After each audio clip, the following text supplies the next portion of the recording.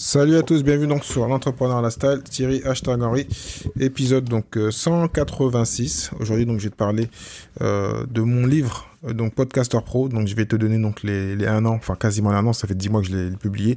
C'était le 11 mois, qu'est-ce que je dis, ça fait 7 mai, mais j'ai les stats pour et les paiements pour 10 mois. Donc je vais tout te dire, bien sûr. En même temps, je fais l'autopromo donc de ce livre, que tu verras que je n'ai pas tant fait la promotion, à part sur Amazon. Donc n'hésite pas à aller donc sur le lien en fin de compte pour le livre, donc Thierry-du-6 henry.fr/pp. Donc Podcaster Pro.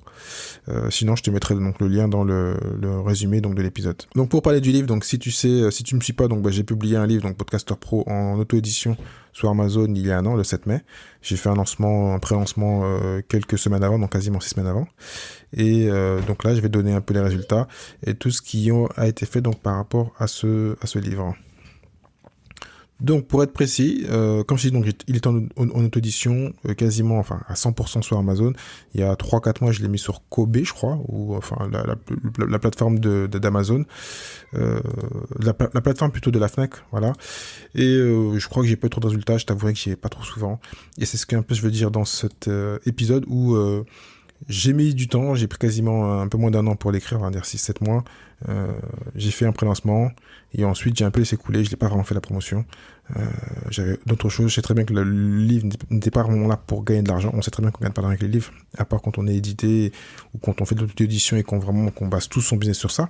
Souvent c'est un produit d'appel, ce qui a été le cas, même si j'ai mal fait ce qui était autour, donc de vouloir faire soit du coaching, ce que j'ai fait, mais bon, plutôt en gratuit ou quelques coachings, mais pas tant que ça. Et la formation que j'ai sortie quasiment un peu avant, que j'ai pas totalement fini. Voilà, j'étais pas focus sur ça. Il y avait d'autres choses, comme tu le sais. Donc j'avais aussi une activité Amazon, donc je vais pas chercher d'excuses. Donc pour parler chiffres, le lancement c'est plutôt bien fait. J'ai fait de la promotion sur d'autres podcasts. J'ai fait quelques vidéos YouTube. Donc mois de mai, j'ai fait l'un des pics en termes de vente, qui est 14 ventes. Étrangement, je pensais vendre plus d'e-books, j'ai plus vendu donc de livres papier, donc des livres brochés, donc ils commandaient, donc ils prenaient le livre à environ un peu moins de 13 euros au lieu de l'e-book. On m'a toujours dit que l'e-book marchait mieux. Et en fin de compte, sur la totalité, donc de mai à février, c'est les stats que j'ai. C'est plus donc le livre papier qui a marché que l'e-book, étrangement. Donc le total, donc il y a eu donc beaucoup plus de ventes au mois de mai, septembre et novembre et janvier de cette année-là, et là février, donc ça reprend, je sais pas pourquoi, pourtant je sais pas tant de promotion que ça. Il est vrai que je faisais de la pub payante, donc la pub payante n'était pas rentable en fin de compte, je l'ai laissé parce que c'est vrai que souvent, donc quand on est expert Amazon, parce que moi je m'y connais un peu en pub, parce que je laisse toujours tourner des pubs sur mes produits et sur mon livre, je faisais pas grand chose, j'avais 2 pubs à 2 euros, donc c'est pas grand chose. Mais c'est pour un e-book ou un livre, c'est pas trop mal. J'allais pas mettre comme je mets dans mon business classique d'Amazon environ 10-20 euros par jour, ça n'a pas d'intérêt. Donc j'ai dépensé sur le 10 mois donc 125 euros pour 118 euros de vente liés à la pub, donc un ACOS de 105% qui n'est pas terrible. En général il faut avoir un ACOS qui est en dessous de 10%, donc je suis vraiment pas terrible. Mais ce qu'on ne calcule pas, des fois il faut recalculer son ACOS, enfin la rentabilité de sa pub, parce que des fois les gens voient la pub mais vont aller prendre le livre qui est en dessous. Parce que souvent c'est un peu comme quand on fait une référencement sur Google, on a la pub payante et on a des fois le lien qui est à 2-3 niveaux en dessous. Le livre quand on tape en général on le trouve, même si entre temps il y a eu d'autres livres, il y a eu un livre qui était sorti en même temps et d'autres livres qui sont sortis quelques mois après, il y a normalement encore qui vont encore sortir je pense. Maintenant tout le monde s'y met. Donc ça fait une vente totale de 104 ventes sur 10 mois. Voilà, donc il reste mars et avril, donc j'ai pas les résultats, bien sûr, on est en cours. Donc ça fera, je pense, un total de ventes d'environ 140-150 ventes, ce qui est pas énorme, ce qui est pas terrible, parce que c'est reste comme de l'auto-édition. Faut que j'aille voir donc sur Kobo qu'est-ce qui était vendu.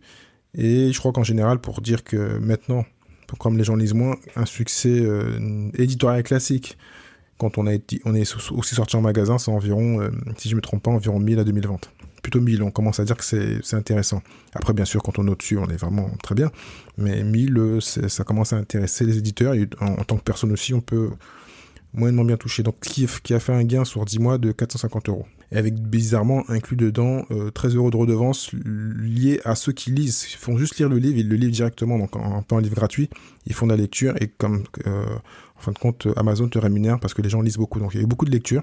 Il y avait environ en moyenne de 600 à 700 pages de lecture par jour. Après, je suis pas un spécialiste, c'est ce qu'on appelle le call, je crois. Je sais pas si c'est beaucoup, mais bon, les gens préféraient le lire directement sur Amazon en lecture gratuite et Amazon te rémunère quand même. Donc j'appelle donc 450 € de vente, donc ce qui est pas énorme, mais bon, comme je l'ai dit, c'était pas ça, c'était vraiment d'avoir le statut d'auteur. J'ai eu donc beaucoup de retours. Je sais pas, je suis tout détaillé dans notre épisode, qui m'a pas amené vraiment beaucoup de business, mais bon, quand même plus de vues, liées aussi au podcast. Donc un ensemble. Donc je te conseille moi quand même, donc si demain tu veux donc te mettre à éditer, tout éditer, pourquoi pas.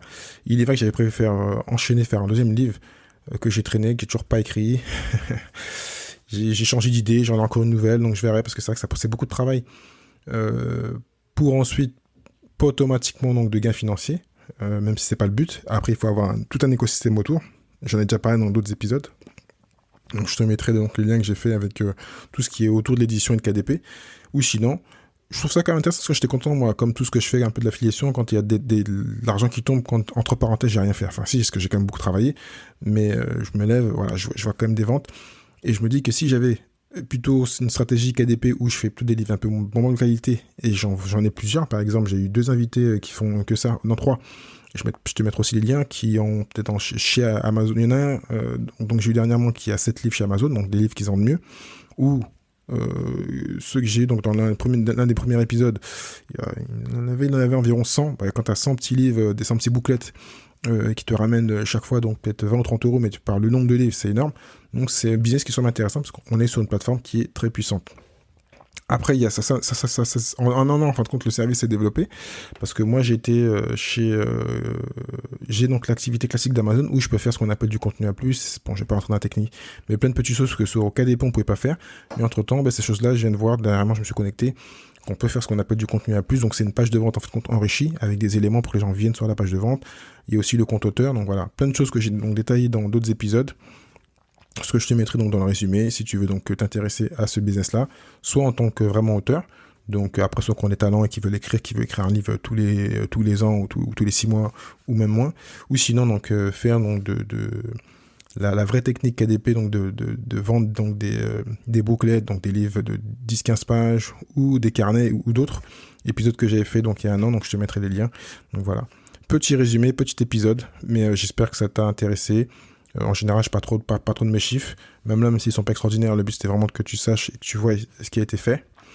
Donc n'hésite pas à commenter, à partager. N'hésite pas aussi donc à aller, si tu veux apprendre par la lecture donc pour le podcast, d'aller donc prendre le livre donc Podcaster Pro.